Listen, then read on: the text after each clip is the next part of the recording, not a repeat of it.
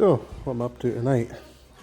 Well, I'm taking this thing off the Nasher 674 because that is loud as fuck and I have more tinnitus than I have desire for a straight pipe nowadays, and I've replaced it with this, which I do believe fits a case 785, so it's a pretty snug fit. To be honest, it's a pretty good fit, so we'll see how she sounds. Oh, so much better.